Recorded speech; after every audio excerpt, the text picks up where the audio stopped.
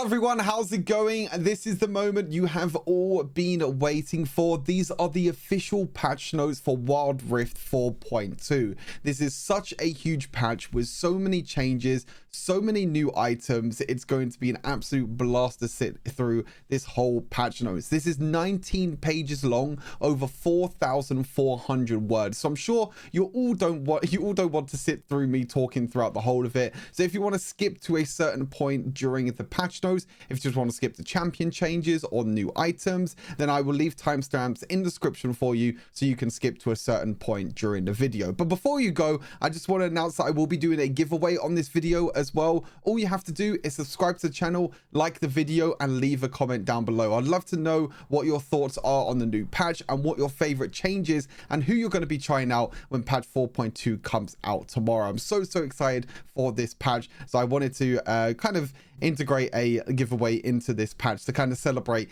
patch 4.2. So I'll be announcing the giveaway winners on the 31st of March at the end of this month. But enough of me talking, let's head into patch notes 4.2. Got a little bit of an introduction there, nothing too crazy. We do have a new champions as well. Even though this is an ADC patch, I nearly forgot that we're actually getting new champions as well. Swain is going to be the new champion that is going to be releasing on Friday. Swain is a bit of a AP mage tank in a way, where you can build a lot of AP damage as a burst carry, but you can also build kind of hybrid in a way, or you can build kind of tankiness and some AP damage, kind of like Lilia in a way. But Swain has an ultimate that allows him to heal up over time when he's dealing damage, but he can do a lot of burst damage as well at the same time. So I'm really interested to see where Swain is going to fit in Wild Rift. Could be in the mid lane, could be down in the duo lane with the AP mages, or we could even see Swain support. So that has been popping up a few times on PC League, but I'll definitely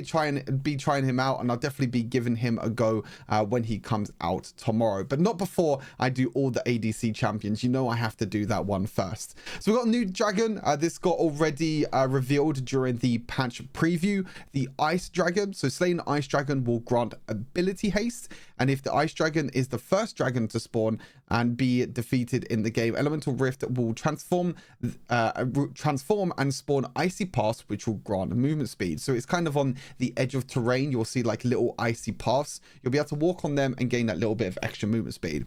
When an Ice Dragon is killed and the map transforms, and the Cyroblast plant, okay, will appear after hitting a, or is it cryo? I don't even know what it is. I don't even know what this word is. Anyway, and striking the enemy, it will apply a stasis effect to your throat. So it's kind of like a freezing effect. So it's a plant that spawns on the map. If you hit it in any direction, if it hits a champion, it just freezes them. So it will help with kiting. It will help with peeling back. It might also help to chase enemies as well, which might be very cool. Very interested to see if this plant has any impact in the actual game at all. I don't think it'll mean too much, but it's just a pretty cool new plant to add into the game. During the freeze time, the frozen enemy champion cannot be targeted. Cannot be targeted. Interesting. And is immune to damage. Only enemy champions can be hit by this effect. Interesting. So the champion cannot be targeted. So it's pretty much like a stasis effect. I thought it'd just be a freeze effect, and maybe you can attack that champion as well. So it kind of acts like CC in a way, but it cannot be targeted and is immune to damage. So very interesting. So most of the time this is going to be used as like an escape tool to stop champions trying to chase towards you. But sometimes it's very unlikely to find a game where you're going to have Ice Dragon spawning first. Interested way to see how dragons work now, because there's still only going to be 3 dragons on the Rift, but now we have 4 dragons in total: Infernal, Ice Dragon, Ocean Dragon, and Mountain Dragon. So maybe it's just 3 random ones out of them 4. Very interested to see how that works. Obviously you got the Wild Pass with the new Aru skin, which is going to come out on the 26th of May as well. We got some home screen customization. We launched a new feature this patch called Atmosphere. It will allow you to pick any splash to customize your home screen with. That's kind of cool. Picking our goal Sona, that's kind of cool. Nice little customization for the home screen, so you don't have to have a certain home screen because of the theme of the patch or anything. You could change it to whatever you want. which is kind of cool. Button customization, they revealed this a little bit during the patch preview. Couldn't tell, we're all about the aesthetics this patch. And like we mentioned, starting this patch, we're going to offer you the ability to change up your buttons to match more your style. We will launch in one for Battle Academia and a Departure/Platinum button skin to start, and you can obtain them both from the collection system. So that's very, very cool. We'll have to see how much it costs to get these button customizations, but I'll definitely be buying them, and I'll definitely be giving them a try, seeing what that's like. We also got Hextech crafting as well, which I think is going to be huge. I'll probably do like a big massive box opening for Hextech crafting to show you all if it's actually worth it. I don't think you get boxes through general gameplay like you do on PC League. I think the only way to get these Hextech crafting chests is from buying them. You have to buy the keys and buy the chests from the actual store. So again, interested to see how that's going to work and how we're going to be able to do it. But we'll give collectors a new way to obtain unique skins, chromas, some of your favorite skins, and older skins that they were missed at the first pass. So launching this patch along with Iconic Garen, which is the new exclusive skin. What can we say? He's an icon, he's a legend. Yeah, icon, like the Icons Championship. Bring back Wild Rift Esports. Anyway, moving on. A couple events. Wild Puzzle Pride 2023, pretty cool. Pride is also going to happen in June. The Wild Puzzle is going to be happening with the release of Swain, which is going to be happening tomorrow. So that's all the jibber jabber out the way. Now this is where the long part comes in. This is where all the changes come in for champion changes. The first one is Olaf. Olaf is getting a pretty big rework. Olaf is getting pretty much the exact same rework as what they did on PC League, where, for example, his second ability is now going to get like a shield. You got like the extra passive is now going to be a little bit stronger now as well. So Olaf in the previous state was struggling to keep up with other champions. Not too sure about that. And his playstyle to reflect the Berserker brawler to the death. I'll go with this mini rework is to increase Olaf's ability to stay in the fight for longer and become stronger and stronger through the duration of his fight. So the base stats, so the initial attack speed has been reduced from 20% down to 10%. We got a new passive now with Berserker Rage. So instead of gaining the 0.6 to 1% attack speed for every 1% missing health, you gain up to 60 to 100% attack speed and 10 to 25% based on level physical lifesteal based on missing health, maxing out at 70% missing health. So we gain a whole bunch of attack speed now based on level. So this is going to give Olaf a lot more early game power. Gain up to 60 to 100% based on level attack speed. And 10 to 25% physical lifesteal, which is basically physical vamp, based on missing health, maxing out at 70% missing health. So this is going to give Olaf a lot of power. I think this is going to be absolutely insane. So you don't actually have to use your second ability anymore to get your physical vamp. You can just get it from your passive now. And you also gain a huge massive amount of attack speed, which is going to be absolutely insane. But it's not going to be like scaling attack speed now with every percentage of missing health. It's going to be like gain 60 to 100% based on level attack speed. So you just get flat attack speed, I guess. It says based on missing health, but I guess it just means that you'll just get this attack speed and then this is just the missing health. But I'm not too sure. The wording is a little bit weird because it's like 60 to 100% based on level attack speeds. So I'm not too sure if this is just flat with your passive and then the percentage is after that. I'm not too sure. I'll have to say. Anyway, second ability. Ferocious Strikes. Obviously, this is not gonna have the physical vamp anymore and the healing boost because it's now in the passive. The cooldown has been reduced by quite a lot. My god, 12 seconds in the late game is kind of crazy. The bonus attack speed has gone down, obviously because you get a lot of attack speed now from your passive. So the initial attack speed and also the attack speed is going down on your second ability, but you get more passive attack speed, which is fine. Attack speed time has also gone down from 6 seconds down to 4 seconds, but now you gain a shield. So you gain a shield which is plus 17.5% of lost health. The max effect is at 70% of your lost health. So the lower health you use this ability, the more shield you're going to get. And the shield time is 2.5 seconds. Which is actually interesting because you want to kind of get the attack speed early on, but then you kind of want to save this ability at the same time to try and get the shield. But on a 12-second cooldown, that means you could probably spam this quite a lot in the late game, which would be quite interesting. Reckless Swing, the damage factor to wild monsters, I guess this means monsters in the jungle, has gone from 50 to 80%. This is pretty big, actually. This is really, really big for Olaf. This is going to give him so much damage. This ability also acts as an AoE spell in the jungle. So damage factor to wild monsters, which I'm guessing is monsters in the jungle, from 50 to 80%. Pretty big. I'm guessing this is a damage buff because it's a damage factor. So I'm guessing it's a damage buff in a way. And then there's also a change to the ultimate. The passive double resistance increase is getting decreased every single rank.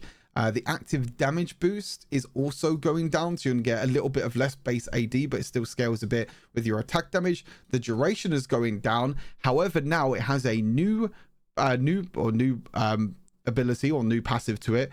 Releasing 3 skills and basic attacks on an enemy champion can extend the duration by 2.5 seconds. So even though the resistance is going down, which is the passive anyway, so it doesn't really mean too much. It's not really not when you activate it. So when you activate it, you get less AD now. It's for a less duration, but all you need to do is auto attack or use the skills 3 times, and then you can increase the duration. So this is more to do with Olaf trying to run forward. As I mentioned in the briefing, they want players to actually run forward with Olaf and actually attack when using the ultimate instead of using it as a disengage tool, which is quite interesting. The passive dual resistance is no longer removed when active effect is released. Passive dual resistance is no longer removed when the active effect is released. Okay, so you still get the resistances even after the duration ends, I think that means. So again, pretty cool. So it means that, again, the resistances are going down, but you are still going to get it after your passive. So it's kind of like a rework. This is all like just a rework. I mean, I would say the ultimate overall is a nerf, unless you can look to try and use 3 skills or basic attack on champions, which you're going to do probably most of the time. Obviously, third ability is getting buff. I think the second ability is definitely getting a buff, and I think the passive is also getting a buff as well. So I think there's quite a lot of fun changes for Olaf, which is going to make him even stronger than what he was before. Renekton is getting a new effect with his second ability. On the effect of Red Fury, you clear all shields on the target. Now, it means, so Red Fury basically means that you need to stack up your passive all the way up to the full. You need to stack it all the way up to max. When you stack it all the way up to max, you can basically negate all the shields. So it means Renekton will be a little bit stronger against any shield champions like Karma, Sona, Malphite, Baron Lane as well. Champions like that might get a little bit of a shield. Means Renekton can be a little bit stronger against some shield targets, which will help him a little bit with trading and also in the mid and late game against some shield AD carries, because we're getting some marksman range and critical strike adjustments. I'm excited to read this because there's been a lot of rumors about these changes. There's been a lot of speculation about these changes, and I'm really excited to see what changes are actually going to be happening in this patch.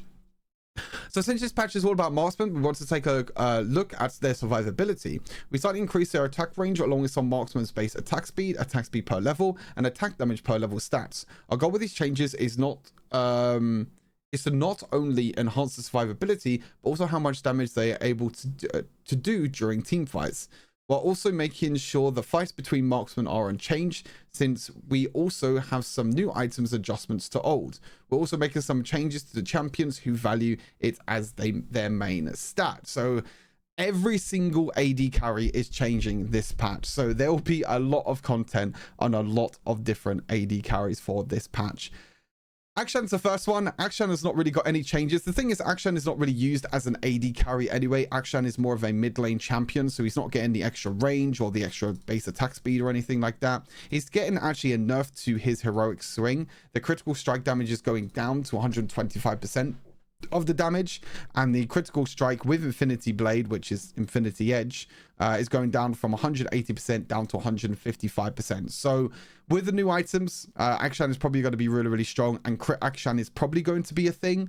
At the moment, it's kind of a mix between on hit and crit Akshan, but I think with new items, crit Akshan is definitely going to be a lot stronger. So they're probably predicting that, and then making sure that they nerf the crit damage a little bit just to make sure the champion is not completely broken, which I'm totally fine with.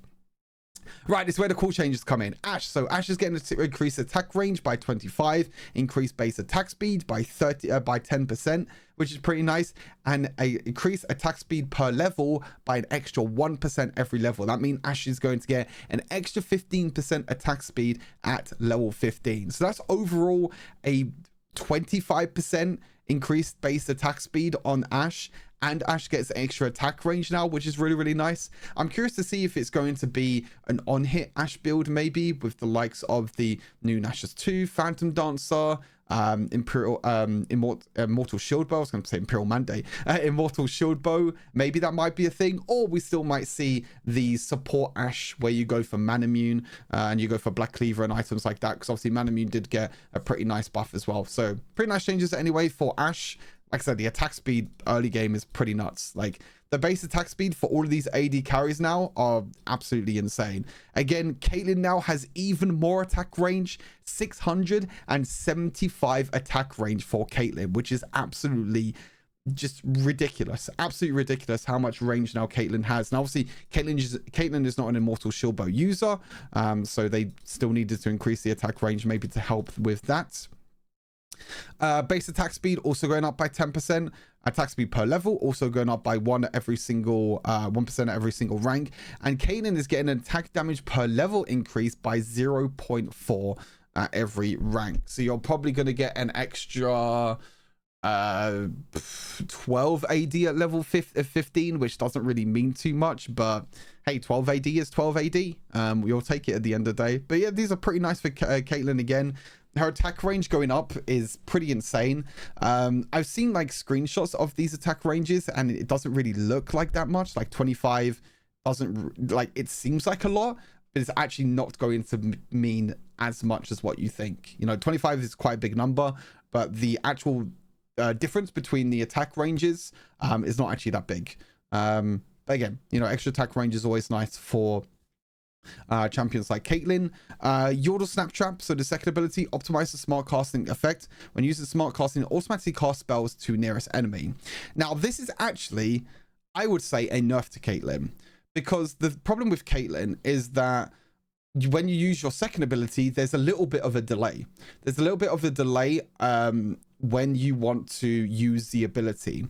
Okay, this is actually a buff and a nerf at 2 times, because if you have an aggressive support with you, like a Nautilus, a Thresh, or anyone like that, if you want to combo your second ability with their crowd control, it's a lot easier to do now. All you need to do is use your second ability, and you can easily land your second ability and combo it with any CC from like a Nautilus or even a Leona or someone like that. However, if you're looking to kite back and use your traps for kiting, this is a bit of a nerf, because when you're tapping the ability, it's going to go where the champion is. Now, the problem is the champion is not going to get rooted or stunned straight away. So you need to make sure you actually manually aim your second ability and put the traps underneath you when you're kiting, which is what it was before. When you smart cast with this ability before, it always puts the trap underneath Caitlyn, which was really, really good for kiting, but it's very difficult to combo because you needed to manually aim the trap when you're trying to combo it with, you know, other CC abilities. So it's a buff to combos, a buff to Caitlyn being really, really good with engaged supports, but a nerf to Caitlyn with kiting. Again, you have to manually aim the traps for kiting Caitlyn to work. So when you're kiting back for like a Renekton or someone like that, you need to make sure you put it below you and you play around your traps. But anyway, I mean, pretty nice change anyway. I think it might be pretty cool. Corki's base stats. So Corki's only getting a base attack range increase from 550 to 575. Doesn't really change too much. I think they're a bit worried about Corki because Corki is getting an insane amount of new items. So they're not increasing his base attack speed or base attack damage or anything like that, which I think is fair. I think it's fair that they kind of held back with the buffs to Corki because I think the items are going to make him insanely strong. Gray's passive, so non-critical strike, you have 4 bullets, which is unchanged. The critical strike, which is 6 bullets, it deals 130% damage damage each before. Now it only deals 120% damage each. So they're actually nerfing Graves, which I think is fair because items like Immortal Shield Bow are going to be absolutely crazy with Graves. You can go for double lifesteal now with Graves, with Immortal Shield Bow plus Bloodthirster, which is going to make it absolutely crazy. And Critical Strike with Infinity Edge, which is 6 bullets, which is 140% damage each. And now it's 6 bullets with 130% damage each. So a little bit of a nerf with Infinity Edge, which I don't think Graves really wanted to go anyway. Like Graves never really went Infinity Edge. I guess he did for like 3rd or 4th items sometimes, but I think the new build for Graves is going to be something like Immortal Shield Bow, Black Cleaver, Bloodthirster. Maybe you can still go for Infinity Edge, but I don't even know where you fit Navori Quickblades in the build now. I'm very curious. Maybe just skip Black Cleaver completely. You go Immortal Shield Bow, Navori quick blades, maybe something like Infinity Edge, something like that. Maybe we'll have to wait and see. There's a lot of testing that needs to be done with Grays for sure, to see how this actually affects his damage overall, to see if it's actually worth building crit or still going with the likes of Black Cleaver and items like that. Draven base stacks, again, range is going up, base attack speed is going up, attack speed per level is going up, and the base AD is going up. Now, Draven, I don't know if Draven is actually going to be strong or not. Base attack speed is kind of nice for him. The problem is that because, I mean, he got a strong item with Immortal Shield Bow, but also everyone else gets Immortal Shield Bow. So Draven's going to find it very, very difficult to actually try and fight 1 versus 1 against other AD carries that also has Immortal Shield Bow, which means they're also going to get a lot of lifesteal. But Draven, I think, is going to be very interesting. Again, like I said, with the new items, it's going to be very, very cool. Again, Ezreal just getting the base attack range because he's more of a caster AD carry, kind of the same with Corki. Obviously, Ezreal is getting a few changes, I guess, with Manamune. I guess Manamune is a bit of a buff with Ezreal, but yeah, again, making sure that you don't do too much to cost AD carries because they are definitely the strongest at the moment. They're definitely trying to buff the more hyper carries and the more the more auto attack damage focused AD carries. Jhin, again, more attack range with Jhin, which is really, really nice. This is interesting. So the passive, so the percentage increase of attack power brought by the level was level times 3%, but now it's level times 5%. So I'm interested to see how this actually works with Jhin. I think this actually means that Jhin will get a lot more power in the later stages of the game now, because you're going to get more of percentage or more percentage, and it's also times by your level. So the percentage is pretty big. Percentage increase of attack power, but I'm not too sure if this is his attack speed converting into AD, or if this is just like the passive damage that you get overall. This is actually really, really strange the way they've worded this. I'm actually going to quickly start up the game to actually kind of read it quickly for myself. So it says the percentage increase of attack power brought by the level. So I think it means brought by the level, which it means champion level. So every champion level before, you got 3% damage, but now with every level you're going to get 5% damage, or it's going to be times by 5. It's actually not even plus 3%, it's actually times 3%, which means it's going to be times 5% now, which is actually, I think, a pretty crazy buff, to be fair, because that's actually going to add up into a lot of damage and actually give Jhin a lot more late game power now, because the scaling for Jhin is not too great. I think that will definitely change quite a lot.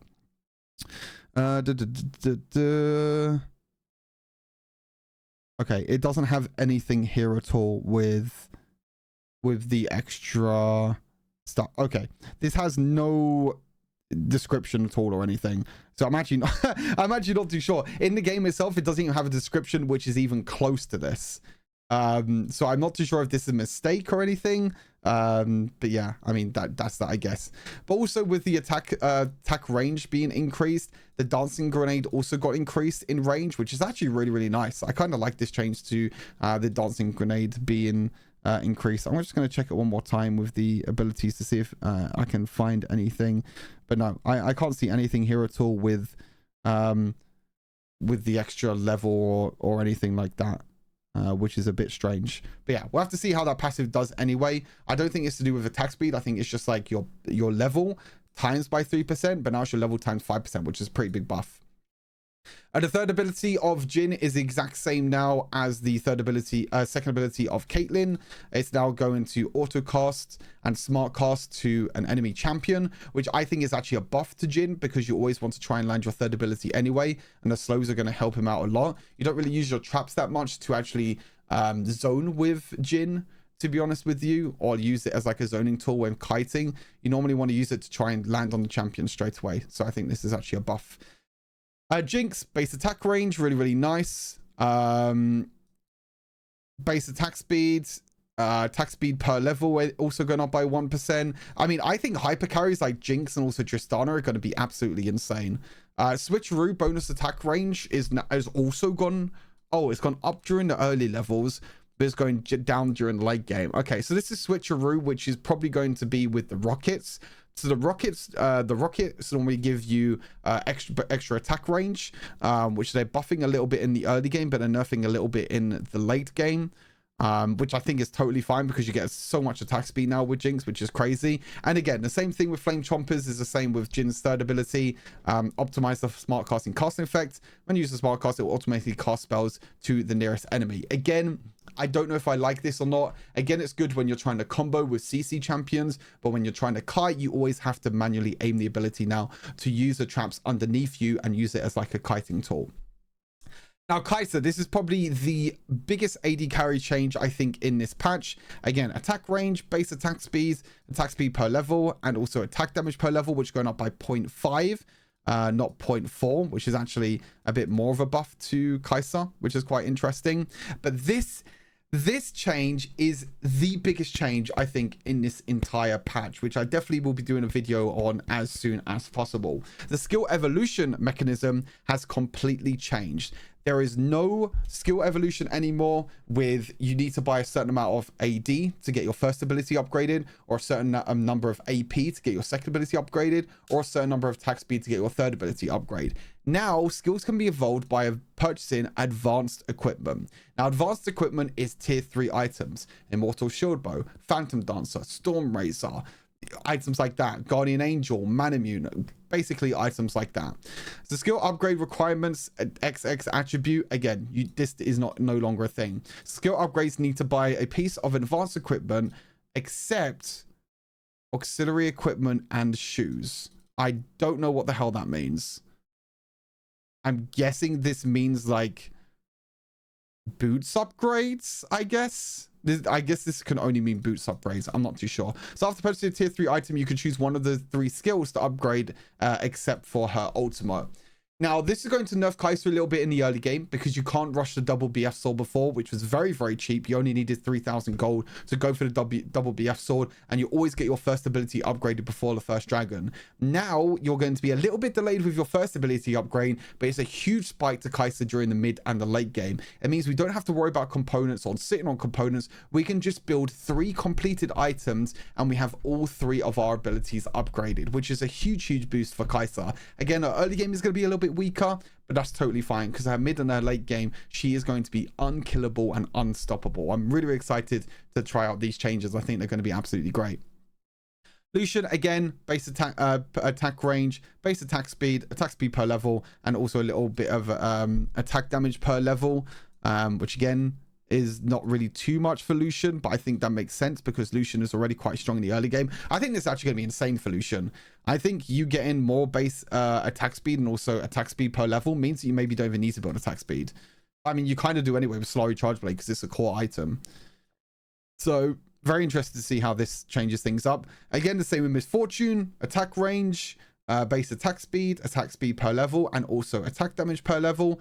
Samira as well, attack range, base attack speed per level, and also attack damage per level. So again, they're pretty much changing all of the AD carries. Now, this Senna change is actually quite interesting. They're actually not changing too much with Senna. The initial attack range has gone up, which, by the way, this initial attack range for Senna now is going to be absolutely insane, even though it's not going to be not going to boost it that much, but it means that Senna can easily farm souls a lot quicker. The passive Crow's both grow bonus is unchanged though, so you'll still get the same amount of range bonus and everything with your passive when you're collecting souls. Now, the passive, the crit damage reduction used to be 50% before, but now it's 25%. So we might be seeing a little bit of a crit Senna build that we might be seeing, which I think is going to be very, very interesting. Crit damage reduction reduced from 50% down to 25%. So before, you used to be able to build Navori Quick Blades, which was quite good before, but you didn't really get a lot of damage. But now you can build with Navori Quick Blades again and get quite a lot of damage reduction, or quite a lot of damage now from Senna. Not only that, but Manamune also got a buff, so that means that Senna is going to be infinitely stronger. Her first ability also got initial cast range buff as well, which I think Senna is going to be absolutely insane as a support. I mean, she's going to be insanely broken as a support for sure. Tristana, again, I think is going to be one of the strongest AD carries. Initial range buff, again, in the early game is going to help Tristana so much.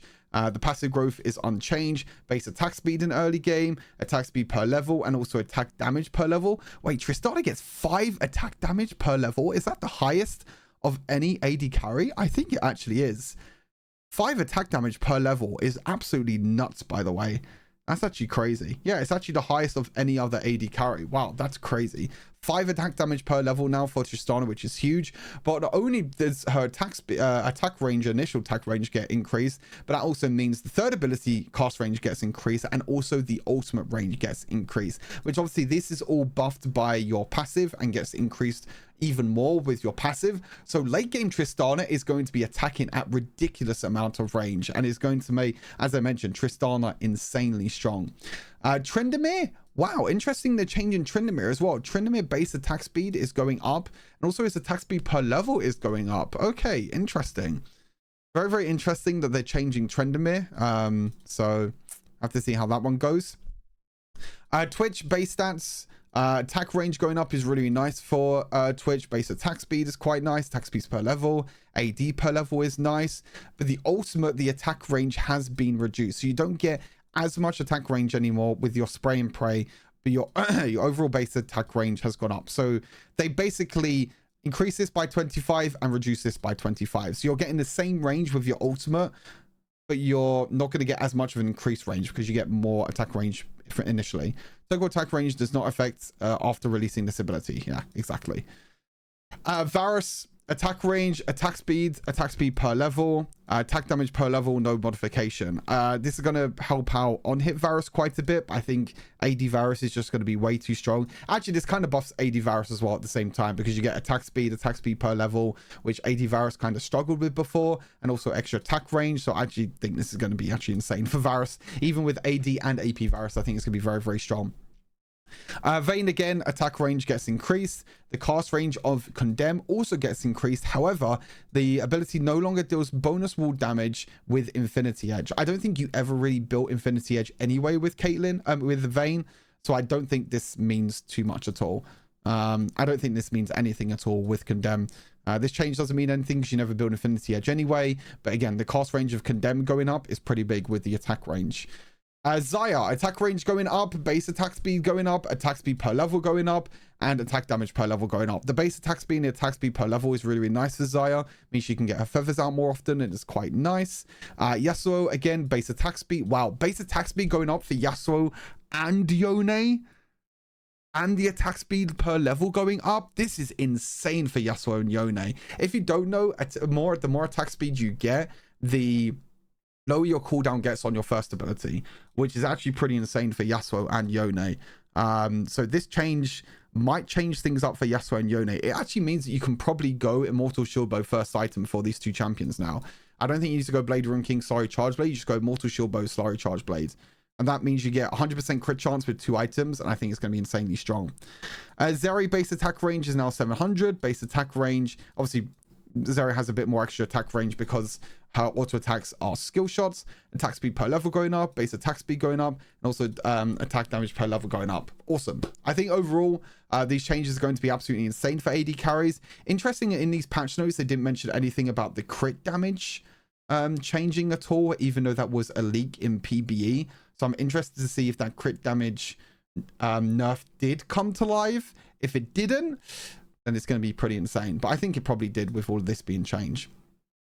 Right, all champions adjustments. In order to help you get back to lane faster and improve the overall feel of team fights, we're adjusting movement speed and critical damage rate of all champions. Oh, all critical. Oh, okay, there you go. All champions critical damage rate has gone down from 200 to 175%. Yeah, there's a big massive nerf to AD carries, so every single AD carry now doesn't have 200% critical damage rate anymore. They now have 175% rate. This is a bit different for champions like Yone and Yasuo, which I believe doesn't have 200% overall. Theirs just get lowered by a little bit more. But also base movement speed of all champions have gone up by 10. I think this means that you probably don't even need to buy boots that often in the early game now. I think everyone's base movement speed going up by 10 is pretty huge. It means that early game now you can try and rush your first item. Maybe don't buy boots and don't waste that 400 gold. Maybe save that 400 gold and try and get your first item as soon as possible. Or sometimes even go for your second item before buying boots. So I think that makes things very, very interesting. Right, gameplay changes. Item, booster speed, glutton squeeze, blah, blah, blah, blah, blah, all of these stuff. We've removed the active ability portion on boots so that you have more of an initiative to purchase your upgraded kit sooner. Interesting. So the boots now doesn't actually give an upgrade, which doesn't give you extra movement speed. This also means that you kind of don't really need to buy boots in a way. Remove the active skill and of primary and advanced boots sprints. There's also a nerf to Zoe, by the way, because this means that Zoe can't pick up the boots the boots of speed or anything like that anymore, the sprint, because Zoe could pick up all the sprints from the floor. So it's a kind of a nerf to Zoe in a way as well, because she can't really pick up any of them. So all boots movement speed is +5. I think that's already what it is. I think +5 for boots was already the same thing anyway, so I don't think that has changed at all. Oh, actually, no. Wow. Wait, boots of speed? And what the hell? They are all boots movement speed. Oh, wait, does that mean that all boots movement speed is getting +5 movement speeds? Because at the moment, boots of speed gives you 20 movement speed, and all the other boots, or the upgraded boots, gives you +40 movement speed. So I think this means that all the boots movement speed is going up by +5. So this means you can get around the map so much quicker now. Look at this. Base movement speed of all champions going up by +10. You also get all boots movement speed are also going up by +5. So that means if you just like go support, you rush tier 2 boots early game, and you get like +5 from this, and also +10 base movement speed. You're going to be roaming around the map like a speed demon. You can also just go Pathfinder, just roam around the map. This is crazy. I mean, as I mentioned, I don't even think buying boots is even worth it before your first 2 items now on most carries. But still, this is kind of insane. So it means the base boots and movement speed, boots of speed now gives you 25 movement speed, which is very, very interesting. Very, very cool. Right. This is where the spicy stuff comes in. I've already spoken about spicy stuff, but this is where more spicy stuff comes in. I'm only 10 pages in. I'm only halfway through, by the way. This is going to be a long one. New items. Immortal Shield Bow, a must-buy first item for pretty much all AD carries. There are a few AD carries that are not going to buy this item, like so Caitlyn, for example, are probably not going to buy this item, but most carries are always going to buy this item. I want to bring another item for Marksman to have as a first purchase. So he brought over Immortal Shield Bow. It will be a really quick early pickup if you're looking for a little bit extra protection and power in the early mid game. So the build path is Noon Quiver, which is a new tier 2 item, which I'll get to in a second, a long sword, and Brawler's Gloves, which I think all of these components are pretty nice. The combined cost is pretty expensive, 1,000 gold, and the total cost is also quite expensive. It's not as expensive like Divine Sunderer or Trinity Force, so you can most of the time get this before first dragon. Might be a little bit risky. You might have to play very passive and just wait for that. But look at these stats. 40 AD, 25% crit rate, 15% attack speed, and 5 physical vamp. Not only that, but you have the lifeline passive, which means this is now not going to combo with items like Steris Gauge, more of Mortius, items like that. And damage that puts you below 35% health will produce a shield that absorbs 200 plus 50% damage per 10% crit strike, lasting for up to 5 seconds. So the more critical rate you get, the more shielding you're going to get. So you get 50 extra shield per 10% crit chance. So even when you buy this item, you have 25% crit chance. That means you're getting a bonus 100 shield. So you're getting a 300 shield with this item. That's going to scale with the more crit damage that you buy. This is absolutely insane. This is going to give you so much power now with AD carries and also some other crit champions as well, like Yone, Yasuo, Graves, champions like that. Battle Furrow. Triggering Lifeline will provide 10% physical vamp for 8 seconds. So we already have 5 physical vamp, but when we proc the lifeline passive, we're also going to be getting physical vamp. So not only are we going to have a shield that protects us, but we're also going to get physical vamp when we auto attack. That means that when that shield is decaying, our health is going back up every single time we're auto attacking. So the players will probably be like, oh, we're reducing the shield, we can maybe kill them, but the health is going up at the same time as the shield is going down. So this is just going to give you so much power. Like this lasts for 8 seconds as well. 8 seconds, you get an extra 10% physical vamp. I think it's absolutely insane. Really, really cool change. Really, really cool item. I think this item is going to be insane for AD carries. Really excited to bring this is coming out to Wild Rift. SS Reaver. SS Reaver sat in an odd spot for a while and was only good for pickup for a select few. So we're adjusting it to make it an amplifier for anyone who builds crit. So build path is Warhammer plus Cloak of Agility. By the way, these are like two of the worst tier 2 items probably in the game. So this is really, really bad. The total cost is now only 3,050 gold. The combined cost is 850. You get 40 attack damage, 25% critical strike. The skill haste, which I guess is ability haste, is 20, which I believe is the same. But now it has new passive. After attacking a champion, enhance your next damaged ability or empowered attack up to 30% based on critical rate with a 6-second cooldown, and reduces cooldown on champions hit with basic attacks by 1 second. And it still has a mana siphon passive as well, which base attacks restore 3% missing mana. Now this item's a little bit weird because this item does more damage based on your critical strike rate. So that means you kind of want to build this more of a late game item. However, you still want to kind of get this in the early / mid game to make full use of that mana siphon. For example, champions like Corki, champions like Lucian, that kind of need a little bit of mana at times.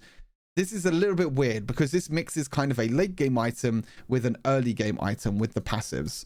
So if you build this as a first item, you're going to be fairly weak in the early game, I feel like, even though it's a very cheap item. But the more crit you buy, the more power you are going to get with this item. I think this is going to be really, really good for Lucian because it says reduce the cooldown on champions hit with basic attacks. Now Lucian's passive works as 2 basic attacks because of the double up passive. So I think that will definitely change things around for that one.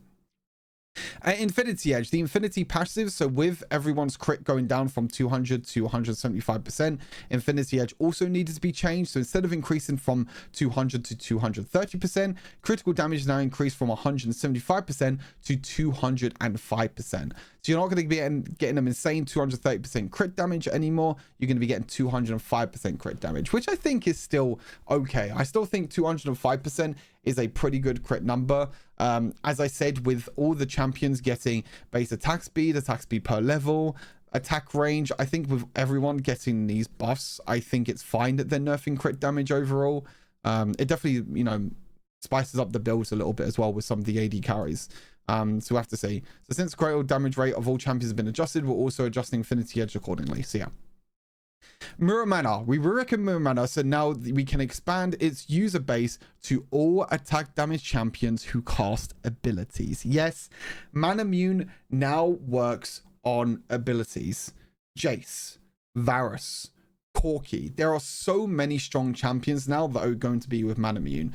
Or Mirror Mana, I should say. So this is unchanged, this unchanged, this all changed. All these stats are unchanged. You have the new passives. So increases power by 1.5% of your maximum mana or refunds 50% of your total mana spent. Awesome. This is the big one. When basic attack hits an enemy champion, you consume 2.5% of their current mana and cause additional physical damage equal to amount consumed. Cool. This is the same. When dealing skill damage, so when dealing ability damage to an enemy champion, you consume 4% of your current mana and cause additional physical damage of corruption plus 6% AD. This is mind-blowing. This is absolutely insane for so many different carries. As I mentioned, Varus, Corki, and Jace already. There'll probably be a few others that pop up as well. But they're definitely the main 3 to look out for. Champions like Corki now will probably go items like Manamune into like full crit to try and get as much AD as possible and try and get as much damage as possible. Varus will go back to his normal Varus build with Manamune and items like that. Absolutely insane. This effect will only trigger when remaining mana is above 20%. A single skill can only trigger this effect once for the same champion. Like I said, this change is absolutely insane. I was expecting Essence Reaver to have the sheen like it does in PC League, but it's a little bit different. But they moved the same change as what they did to PC League over to Manamune. This also makes maybe Lethality Zyra a thing, which could be very, very interesting. It makes so many builds viable now. It's absolutely incredible. Nash's Talons. So Nash's Tooth has been changed and has been changed completely pretty much. This is a new component for Nash's Tooth and will help make the item available for a wider range of champions. So this is the tier 2 item. So 800 gold and you gain 20 attack damage or 40 ability power adaptive. Cool. Doesn't really mean too much. 800 gold, new tier 2 item. Pretty cool. I think that's totally fine. But as I mentioned, Nash's Tooth is completely changing. Similar to Essence Reaver, Nash's Tooth has only been viable pick for a select few champions. Want to expand who can pick up this item, so we're making some adjustments so this item to be more viable for some caster marksman builds. I don't know. Like these changes are absolutely insane. So Stinger plus Nash's Talon plus 1,000 gold. So it's got 3,000 gold, 45% attack speed, 20 ability haste. But look at these passives. You gain 30 attack damage or 60 ability power. So you can now build this on AD carries. And the big thing is, when you basic attack hits the enemy champion, it will cause 15 plus 25% of your attack damage plus 25% bonus magic damage. So that means you can build this on AD carries now. You gain the extra attack damage, you gain the 30 attack damage, you have 45% attack speed, and you also have 20 ability haste. Not only that, the more attack damage you build, the more damage you're going to do with each auto attack. I think this is going to be a great item for champions like Vayne. I think is going to be building this item pretty much most of the time. You can maybe build this as a late game item on some AD carries if you want to go full glass cannon. If you don't want to go for a defensive item, you can maybe build this into a late game item for AD carries. I'm very interested to see, you know, what items what champions, sorry, this item is going to be built on. Very, very cool. Very, very awesome.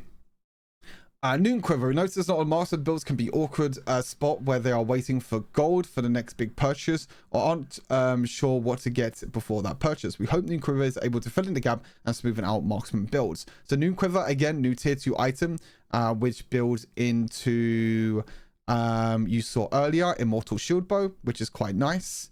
I've lost it. So you got the longsword plus 700 gold, which is 1,200 gold in total. The stats is 25 attack damage and 10% attack speed, which is quite nice. But if I remember correctly, this also builds into Phantom Dancer and also Storm Razor. So it's pretty much a new core item for AD carries for a tier 2 item. Okay, now on to Phantom Dancer. I think Phantom Dancer is probably going to be a pretty underrated item, and it's going to be a insanely broken item for most AD carries. Like, I'm very, very surprised they didn't change this from PBE to live, because when I saw these stats from PBE on Wild Rift, I was like, this item's going to be insane. They have not changed a single thing about this item. We're going to be giving Phantom Dancer a new passive while moving its old one to Immortal Shield Bow. The new passive we're given it fits Phantom Dancer much better and will be more of a satisfying pickup for champions who want to build is focused on crit. Also, the components are really good. Noon Quiver, Zeal, plus only 400 combined gold, which is absolutely insane, by the way. Total gold, really cheap, 2,900 gold. It now gives attack damage. You still get the 25% crit rate, and you get 30% attack speed. But please, please, please, look at this passive and tell me this is not going to be broken. Shadow Walk, 5% movement speed. Cool. We get extra movement speed already with our AD carries, which is already pretty insane.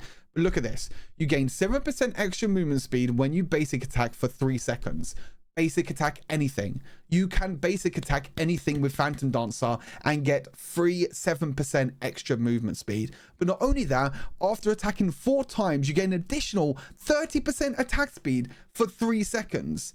We auto attack 4 times and we get an insane amount of attack speed, 30% free attack speed. But you know what's crazy about this item as well? I got this tested in PBE by a few people. This passive gets reset every single time you auto attack. So even though it says after attacking 4 times, if you attack 5, 6, 7, 8, 9, 10, you keep attacking over and over again, you are constantly going to have this 30% attack speed, because this duration of 3 seconds is going to refresh every single time you attack speed. It's absolutely insane. I think this item is going to be absolutely broken. It's going to be crazy. Yeah, I don't know what more to think. This item is going to be absolutely insane. Oh, I'm so excited for Phantom Dancer and also Immortal Shield Bow. I think this plus Immortal Shield Bow is going to be the 2 core items now for AD carries. Rapid fire cannon. Since we're adjusting to adjustments to Marksman Changes across the board, we're also changing the range of rapid fire cannon. Cool. They're nerfing rapid fire cannon by 25 because everyone's range got increased by 25. I'm okay with that. Increase the range of melee champions. Cool. That's completely fine. Similar to what Shield Bow, we want to make sure AD attack damage players had some more options for early to mid game items. I would give them a little bit more oomph in damage. We're reducing the cost so you don't have to kill as many minions before getting it up. So before it was BS Sword plus Shard plus 700 gold. Wow, this build path is a lot better now, because Shard was giga shit. Shard is so bad as a tier 2 item. Plus BS Sword is super expensive. That's Noon Quiver, Longsword, and Brawler's Gloves. So that's 1.2, 2.2, 3.1. So it's 3.1, and it used to be... Oh, it also used to be 2.1 before. Because this is 2.4, 5, 6, 7, 8, 9, 10, 11. Yeah, it's exactly the same. 9, 10, 11, 12, 13, 14, 15, 17. Yeah. Yeah. Oh no, wait. Oh no, it's gone down by 100 golds. So this is 3,200. This is 3,100. So it's gone down by 100 gold. Also, the build path is a lot better now as well. Like all these little components now, like Longsword and Brawler's Gloves, is really, really nice to pick up in the early game. Noon Quiver Zeal is absolutely insane. You got Immortal Shield Bow as well, which is also like Longsword, Brawler's Gloves. I think, you know, it's absolutely insane. Like these items are getting such better build paths now, which is so, so cool. Collector. Now, I'm not too sure about this item. I'm not too sure if this item is going to be good or not. I want to get Marksman or auction in the shop that would increase the damage in the mid game, so we brought over Collector. We hope that this will help Marksman the ability to enter team fights early on. So Serrated Dirk plus Cloak of Agility. Serrated Dirk is good. Cloak of Agility is kind of meh. Plus 900 gold, so it's 2,900 total. 40 damage is not that high, and you get 25% crit chance. 10% armor penetration is also not that high. The problem with this item is that the 40 attack damage and also the 10% armor penetration. I'm not too sure if this is going to be good or not. It is a very, very cheap item, but 40 attack damage and 10% armor penetration is not that great. But it still could be good for champions like Samira, Draven, even Jhin. It could be really good on. Dealing damage that would put the enemy champion below 5% of their maximum health, executes them. Damage kills also gain additional 25 gold. 5% health is quite interesting. I'm very curious to see how big that execute threshold actually does look in game and how the impact looks in game. But I think the collector is going to be a very, very fun item either way. Like I said, I don't think it's going to be strong because there's just too many other good crit items. Like if you think in a moment, Immortal Shield Bow, insane. Phantom Dancer, insane. Infinity Edge, probably still going to be a must build. That's your 3 crit items right there. You've also got, you know, items like Bloodthirster that you can still build. You got other crit items that you can still build, which is still insanely strong at the moment in the current meta. You also have Lord Domic's Regards, which is your percentage armor penetration item, which also gives you crit. So there's so many other good crit items already for AD carries that I think this collector is going to be a bit on the low end. But again, we'll have to see how things go. Right, on to runes. These 2 new runes are absolutely absurd, by the way. These 2 new runes are insane. I love how they got rid of Hunter Genius and also they got rid of Hunter Titan. Hunter Vampirism is still in the game because I think Hunter Vampirism is also still really, really good. So I like that. But listen to these 2 new runes. The Inspiration. This is the one replacing Hunter Genius. Actually, this is the wrong way around. Hunter Genius should be on Inspiration. Hunter Titan should be on Resolve. Anyway, I'm sure they'll fix that. Inspiration, Transcendence. So this patch, we're removing Hunter Genius since it isn't a go-to rune in a lot of players' builds. It also is not performing as well as what we'd like. So we're introducing a new rune to fill this spot that we think will be used by more champions, especially ones that use abilities more frequently. Look at this. At level 1, you gain 6 ability haste. At level 6, you gain additional 6 ability haste, which, by the way, level 6 is very, very early on in the game. So you get an insane 12 ability haste in the early game, but then at level 11, after the actively released basic skill hits the target, the cooldown time of the skill is reduced by 15%. It's absolutely insane. It means, like, for example, like a Karma, if I was to use this ability, like if I was to poke with my first ability, if that hits an enemy champion, that gets reduced by 15%. Not only that, but we have an insane amount of ability haste already with this rune. Yeah, this rune's going to be absolutely insane. This rune's going to be insane on so many aggressive AP mages. I'm in love with this rune. But also, they removed Hunter, similarly to Hunter Genius, they're also removing Hunter Titan, and now they have Perseverance. Look at this. Look at this. Hunter Titan used to give you scaling ability, scaling tenacity. Same with Hunter Genius, used to give you scaling ability haste based on champion takedowns. But now with this new rune, you gain 10% tenacity flat the start of the game. Just like that. You gain 10% tenacity throughout the whole game. Absolutely insane, especially for early game if you're against a lot of crowd control. Also, while you're immobilized, you gain 16 to 30 armor and magic resist for 1.5 seconds, and it refreshes the duration when immobilized multiple times. So you have the tenacity already, but if you do get hit by a hook, by a binding, by a slow, anything like that, you gain armor and magic resist. This is probably going to be used on some AD carriers as well. I think when you're against a lot of crowd control, this is going to be a great rune. On a lot of champions, I think this is going to be a great rune. So very, very awesome change. Very excited to see what this is going to do for Wild Rift. Holy moly, we're 55 minutes in already. Hold on, I need to have a drink. We are 55 minutes in, and we're still not done, by the way. We still got all of this still to do. Yeah, there's still a lot. Right. System changes. Base recall. After recalling to base, you'll now recover and return to the battlefield faster. Within 5 seconds after recalling to base, the speed of health recovery / mana recovery / energy recovery is doubled.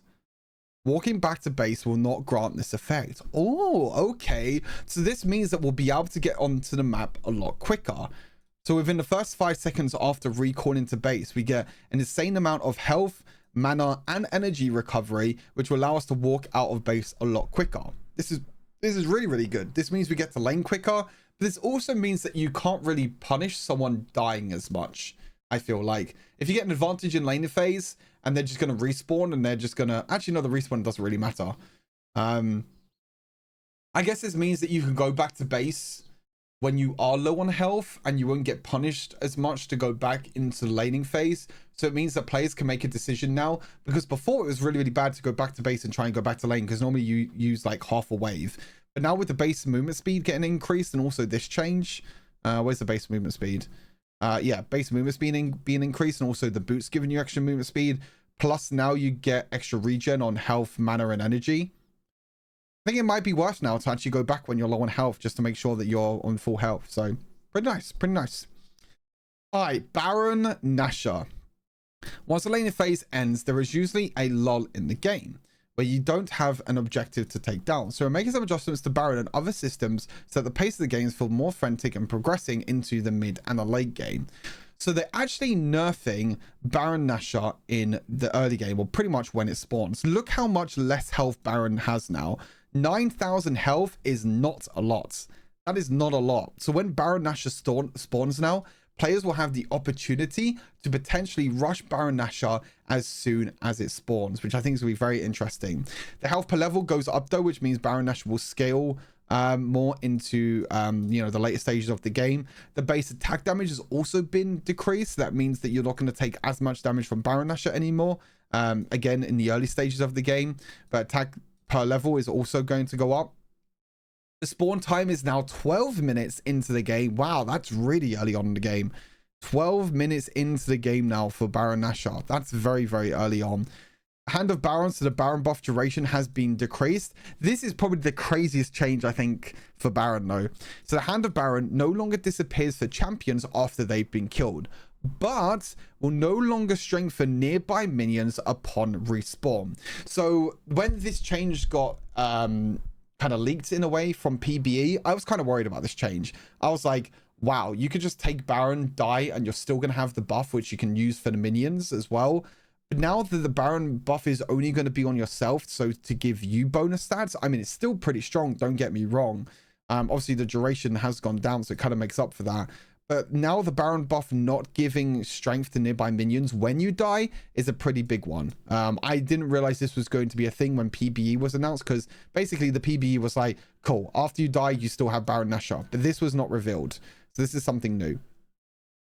This is definitely going to be very, very interesting.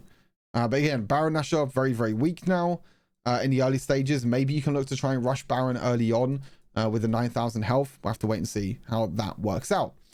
Elemental Dragon and Elder Dragon. Once the laning phase ends, is usually a low state again. Okay, this is exactly the same copy pasta as this.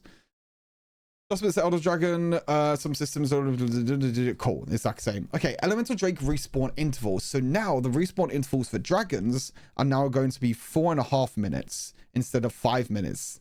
But the first spawn of dragon is still going to be 5 minutes. This is just the respawn interval. So the first dragon spawn is still going to be 5 minutes, and then after that it's going to be 9.5 minutes, or depending on when you obviously take it down. The elder dragon spawn time is now 18 minutes into the game. This is absolutely crazy. Like 2 minutes less now on elder dragon, a minute less on Baron Nashor. They're really trying to accelerate this game a lot. Elemental Drake despawn time is now 17 minutes 30. If it's in combat, 17 minutes 30. Despawn time be delayed to 17 minutes 50. This gives you less time to take dragons as well at the same time. But elemental dragons are now quick. Oh my god, they're a lot quicker to take. Especially the first dragon. The first dragon is going to be insane. The base health is from 5,000 down to 4,000. And the health per level has gone from 150 up to 180. So again, a lot more power with taking elemental dragons early on. And if you delay the dragons, they're just going to become stronger. Elemental dragons defeat rewards. 60 team gold plus 40 kill gold. Okay, you don't get as much team gold anymore for taking down dragon. Hopefully this will stop people just rushing down the dragon and just focusing on the dragon, because Rift Herald is still insanely strong. Rift Herald is still very, very good. I wonder if they have Rift Herald changes. Oh, they do have Rift Herald changes. There's a bit further down. That's a bit weird how they have Baron and Dragon here, but then Rift Herald is down here. You know what? I'm going to go to Rift Herald because I think that makes the most sense to go to Rift Herald next. Once late phase ended, well, normally a lull moment. Again, this is the exact same copy pasta. Right. Rift Herald despawn time. So despawn time is now 11 minutes and 30 seconds. Okay, interesting. Oh, the second Rift Herald has been removed though. So the Rift Herald despawn time from 11 minutes to 11 minutes 30. And the spawn of Baron is now 12 minutes. So there's now less time between Rift Herald and Baron Nashor, which is quite interesting. Rift Herald rewards 125 kill golds, 40 kill gold plus 40 team gold. Oh, okay, they're giving team gold over to Rift Herald. That's really, really huge. That's actually massive. So it gives a lot less solo gold now, but it gives a lot more team gold. But the experience you get is a lot less. Wow, they're making Rift Herald a lot more of like a team, like more of a team objective. Some of Rift Herald turret damage is now going to be 2,000. Wow. Wow. This pretty much guarantees that you're always going to get the first tower with Rift Herald. But the second Rift Herald has been removed. Wow, this is so weird. They removed the second Rift Herald. So it means that when Rift Herald gets taken, when it first spawns at 5 minutes, you're never going to get a Rift Herald ever again. That's actually pretty crazy. That means that the top-sided map is pretty much going to be dead after Rift Herald gets taken. Because nothing is going to be worth fighting for on a top-sided map. But it does mean that you can get the pretty much get the first tower of the game. And it also gives you team gold as well, but you get less experience. Very, very interesting changes to Rift Herald, and very interesting changes to objectives in general. Right, kill and assist bonuses. Bonus reward for first bloods. You get 50 more gold now from first bloods.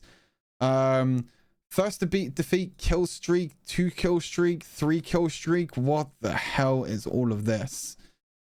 Oh my god, what is all of this? They're basically lowering the gold, I guess. They're basically lowering the gold of bounties. All the bounty gold has been lowered. Oh, but you get extra bounty now. Wait a second, what is this? So now you get extra bounty when you're on a 2 kill streak. Wow. So when you're on a kill streak, you get 0 gold for an extra bounty. 2 kill streak, you get 100 gold. 200, 300, 400, 500, 6, 7, 8, 9, 10, 10. So you get less gold now when you're going to be...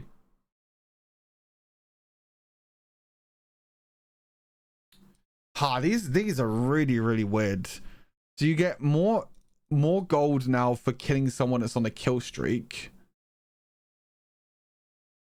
Oh, extra bounty. Oh no, this is when you get kills. Oh, sorry, this is when you get kills. So this is the extra gold that you get. Oh, wait, this is the extra gold that you get when you're on a killing streak. Oh, okay, I was a little bit confused. I thought this was the bounty that you get for killing that target, but I don't think it is. Because it says the base bounty, so how much gold you get for being on a killing streak, I think. Then the extra bounty, so the maximum drop bounty is 400. No way. No. This is... Okay, I'm really confused how this kill and assist bounties work.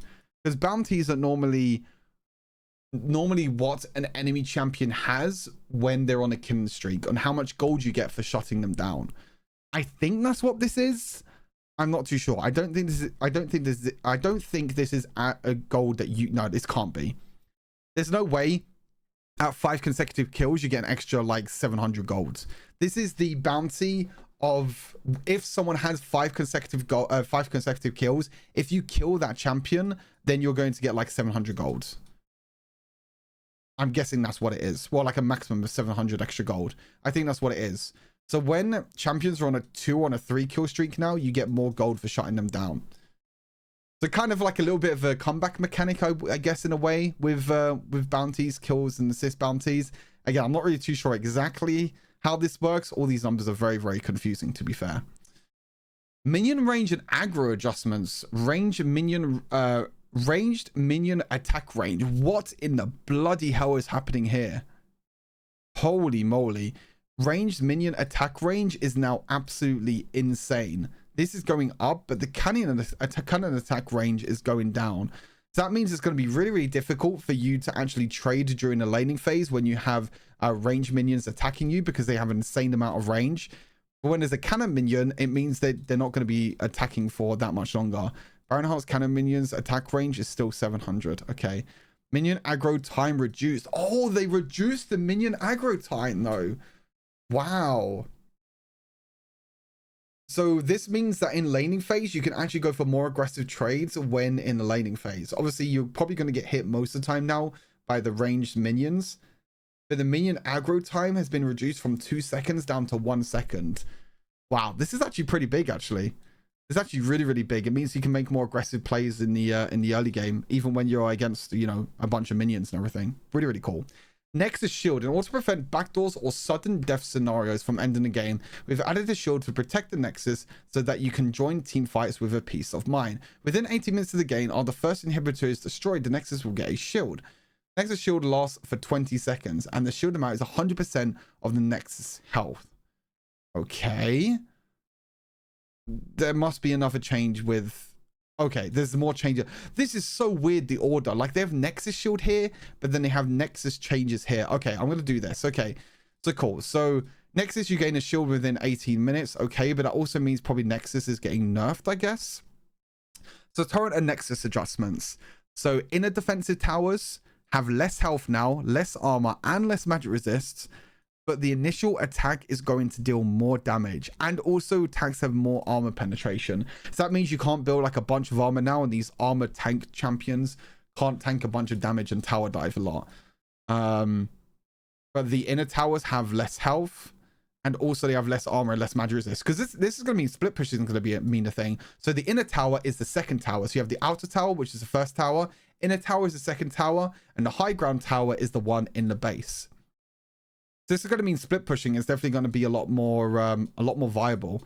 Split pushing without hold breaker though, I'm not too sure, because the attack damage in general is getting higher, which means that minions are going to die quicker now to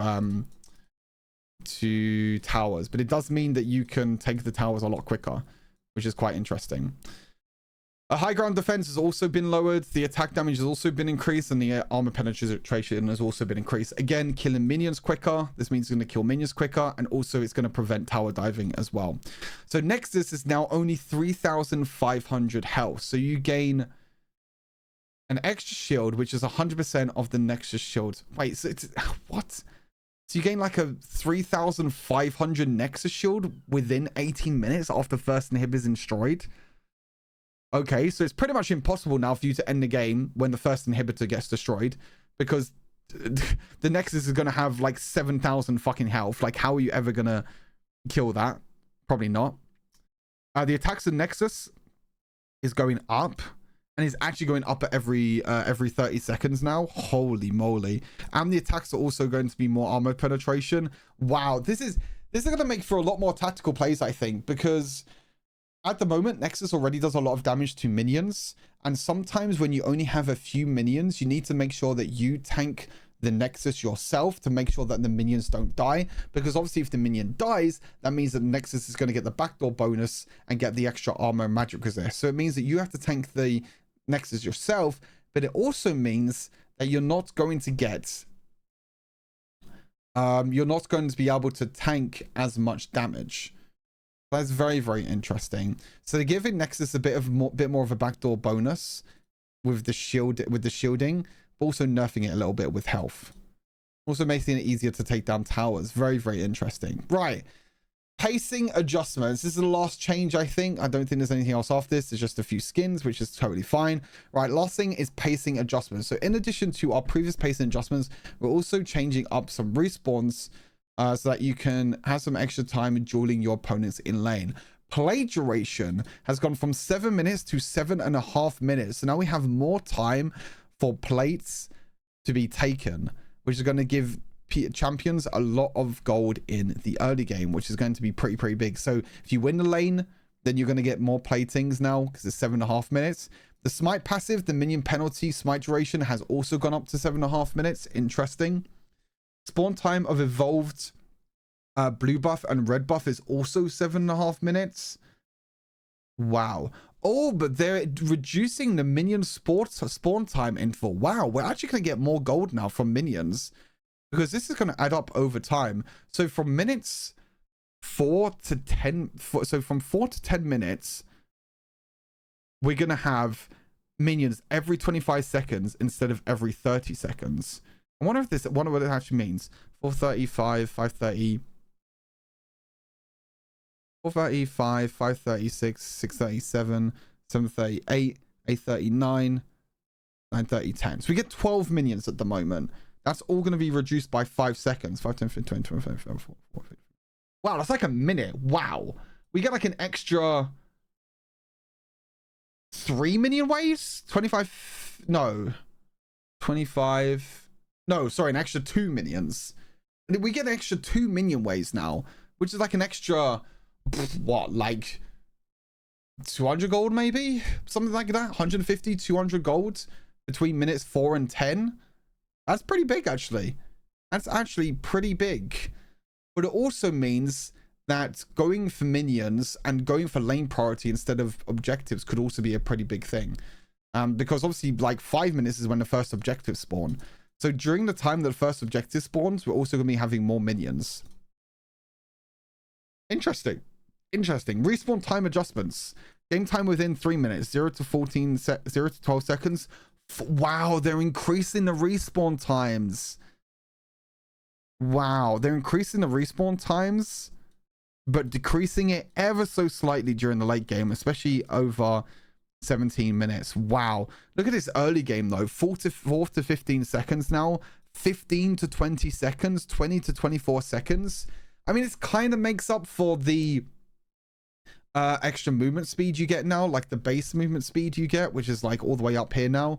Like the base movement speed and also the extra movement speed you get from boots. So even though the respawn time is going up, we get more movement speed anyway overall. So I mean, it's kind of whatever. It's kind of okay. Passive gain from gold and minion experience. We know all the pacing changes have an effect on gold and farming minions, so we'll also make some adjustments to gold and minion experience for this. Global coin golds. Okay, so we don't get 3.5 gold per second now. We only get 3 gold per second. Okay, that's pretty freaking big. Oh my god, what is this? What is this? We're actually losing 5 gold every time we kill a melee minion and a cannon minion now? Oh, I don't know about that one. Oh god, them extra 2 minion waves mean nothing now. Is it still more gold overall? Because like we're gonna get what, 14 waves in total? 14 times, it's like times 10. Wait, sometimes there's 2 minions, right? Oh god, we're gonna be losing a lot of gold actually. Wow, we're actually gonna be losing a lot of gold from this, from cannon minion and also mini minion. Also cannon minion experience is also going down. So not gonna get as much experience now from cannon minion, which might change things ever so slightly, but not too much. We're actually going to be losing a lot of gold overall. So like one wave now, if we have what, 2 mini minions and a cannon minion, so we're losing like 15 gold per wave. 15 gold per wave, which is like 12 waves. Oh god, I can't do that. I can't do the quick maths. The quick maths is too much. I think we're losing gold overall though. It seems like we're losing gold overall, which is very, very strange, but we'll have to see how it goes. I mean, this is going to need a lot of testing. We're going to have to see when we can get the first item or how much gold we can get for our first item. We'll have to see. I think I'll have to test this out and definitely see how much gold you get before the first objective. And then we have our new skins: Sentinel Diana, Iconic Garen, Darkstar Malphite, Swain obviously skin, and Sentinel Onaf and Sentinel Graves. That is everything. 1 hour and 15 minutes long of patch notes. This has been absolutely insane to go through all these patch changes. Hopefully you all are excited. Hopefully you're all as excited as I am for this new patch. I'm going to be streaming later on this evening with all the new changes. We're going to be testing out champions, testing out the new items. It's going to be an absolute blast. If you stay through the whole video, you're freaking crazy, but I love you. Again, I am doing a giveaway, so please leave a comment down in the description. Please like the video and subscribe to the channel for more Wild Rift content. Big ADC pack, big ADC patch, big changes happening. Really, really excited. Hopefully you enjoy. Take care of yourselves, and I'll see you all in the next Wild Rift video or on stream if you're there. Take care. Peace.